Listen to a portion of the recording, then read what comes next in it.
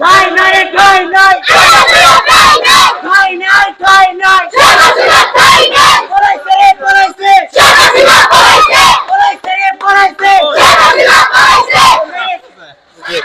আদিমপুরের সাধারণ শিক্ষার্থীরা তারা যে আন্দোলনের মধ্যে অংশগ্রহণ করেছে সেই অংশগ্রহণ দেখানোর চেষ্টা করতেছি আমরা।